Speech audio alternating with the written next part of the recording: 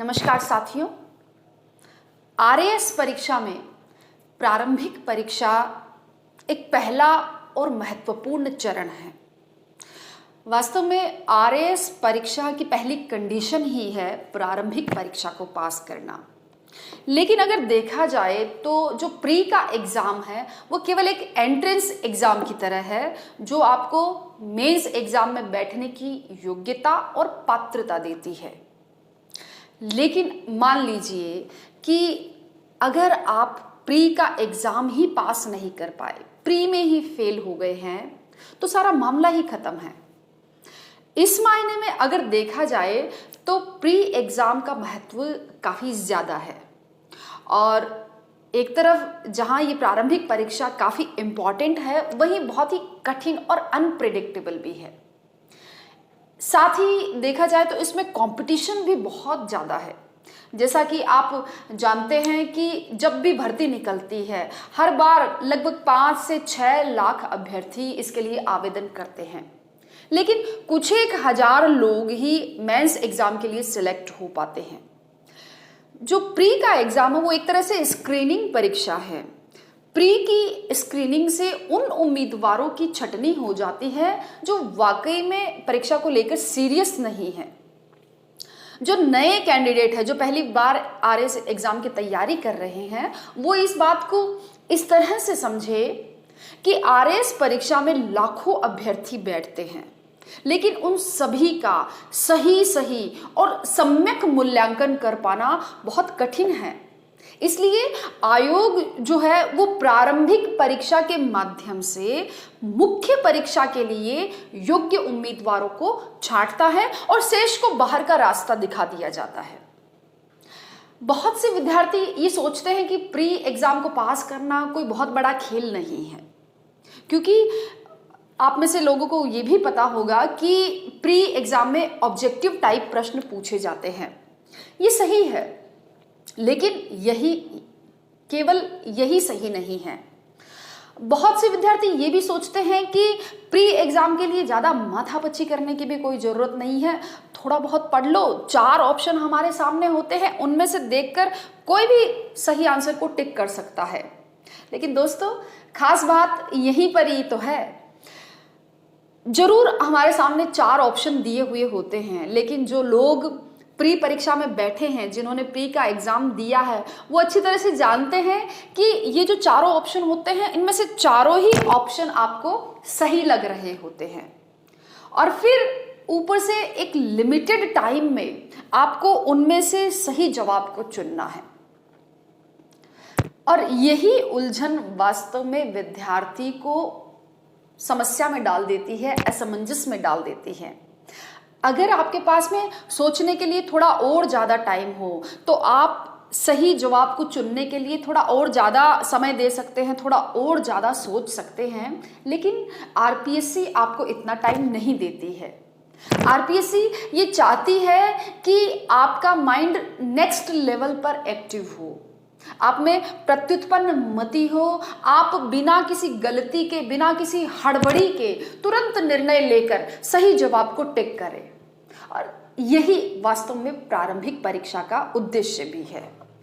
इसलिए प्रारंभिक परीक्षा की तैयारी को हल्के में लेना वास्तव में आप पर भारी पड़ सकता है। इसके लिए आवश्यक है कि इस परीक्षा की जो पूरी स्कीम है, प्रारंभिक परीक्षा की पूरी योजना को समझा जाए। आइए इसे समझते हैं।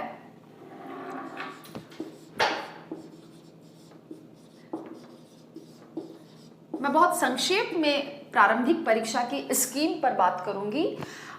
जैसा कि आपको मालूम है और मैंने अभी बताया भी कि प्रारंभिक परीक्षा में सभी जो प्रश्न होते हैं वो ऑब्जेक्टिव टाइप होते हैं, यानी बहुविकल्पीय प्रश्न पूछे जाते हैं।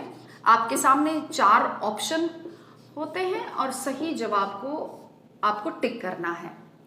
पूछे जाने वाले कुल प्रश्नों की संख्या 150 होती है। 150 प्रश्न आपसे पूछे जाते हैं, जिनके लिए कुल 200 अंक निर्धारित किए गए हैं। यानी 150 प्रश्नों की ये परीक्षा है। इसके लिए 200 अंक निर्धारित है और संपूर्ण प्रश्न पत्र को हल करने के लिए 3 घंटे की समय अवधि आपके पास में है। इसके साथ ही एक और महत्वपूर्ण बात यह है कि प्रारंभिक परीक्षा में जो स्क्रीनिंग होती है वो एक तरह से नेगेटिव मार्किंग का उसमें बहुत बड़ा रोल है। तो प्री एग्जाम में ऋणात्मक अंकन, नेगेटिव मार्किंग की व्यवस्था भी है, यानी गलत उत्तर देने पर आपका 1/3 अंक काट लिया जाता है। इसको इस तरह से भी समझ सकते हैं कि 3 प्रश्नों का गलत उत्तर देने पर 1 प्रश्न के बराबर अंक काट लिए जाते हैं। 3 प्रश्नों के गलत उत्तर देने पर 1 प्रश्न के बराबर अंक काट लिए जाते हैं। लेकिन जो आपके प्रारंभिक परीक्षा के प्राप्तांक है वो ऑल ओवर आपकी मार्किंग पर यानी अंत में मेरिट में कहीं भी नहीं जुड़ते हैं। एक जिज्ञासा यह भी होगी कि प्रारंभिक परीक्षा में किन विषयों पर क्या सवाल किस टॉपिक पर पूछे जाते हैं। हालांकि प्रारंभिक परीक्षा का जो पाठ्यक्रम है वो बहुत ही बृहद है, बहुत विशाल है, लेकिन अगर मोटा मोटी देखा जाए, जैसे कि हम संक्षेप में प्रारंभिक परीक्षा की स्कीम पर बात कर रहे हैं, तो संक्षेप में ही अगर देखा जाए तो इसमें बहुत सारे विषयों को इंक्लूड किया गया है, जैसे कि इतिहास, भूगोल, अर्थशास्त्र और इसके साथ ही राजनीतिक विज्ञान, पर्यावरण, तकनीक, कंप्यूटर और इसके साथ ही संविधान और स्वाधीनता आंदोलन, राष्ट्रीय और अंतर्राष्ट्रीय घटनाओं के परिप्रेक्ष्य में, और इसके साथ ही विशेष रूप से राजस्थान के विशेष संदर्भ में सवाल पूछे जाते हैं। बात करें इन पूछे जाने वाले प्रश्नों की प्रकृति की, तो जैसा मैंने आपको कहा कि पूछे जाने वाले प्रश्न जो है वो वस्तुनिष्ठ तो होते ही हैं, इसके साथ ही जैसे सत्य असत्य कथन चुनने या सही जवाब पर टिक करने या सुमेलित करने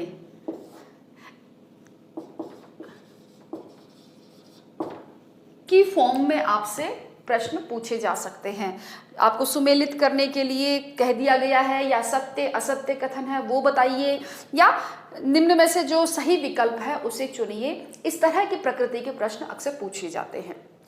कुल मिलाकर सामान्य ज्ञान और विज्ञान के इस एक प्रश्न पत्र द्वारा आपके सामान्य ज्ञान, आपकी सोच, करंट अफेयर्स और विशेष घटनाओं की जानकारी का पता लगाया जाता है और आप अपने ज्ञान, अपने गहन ज्ञान, मैं जोड़ दूंगी, आप अपने गहन ज्ञान और उसकी सटीक अभिव्यक्ति से प्रारंभिक परीक्षा की ये बाधा पार करते हैं। वास्तव में दोस्तों ये जो बाधा है वो किसी पहाड़ को फोड़ने से कम नहीं है, क्योंकि प्रारंभिक परीक्षा पास करने के लिए बहुत ही ज्यादा समझदारी, प्रत्युत्पन्न मति, अथक परिश्रम और लगन और खासकर मैं जोड़ दूंगी बहुत ही जोरदार याददाश्त और इसके साथ ही उसकी सटीक अभिव्यक्ति का होना परम आवश्यक है।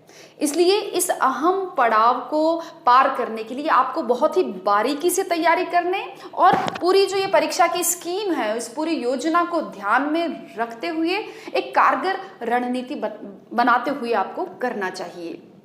तो मैं सोचती हूँ कि आपको प्री परीक्षा की ये जो स्कीम है संक्षेप में समझ में आई होगी। आगे की रणनीति के लिए हम आगामी वीडियोस में चर्चा करेंगे। बेस्ट विशेस, धन्यवाद।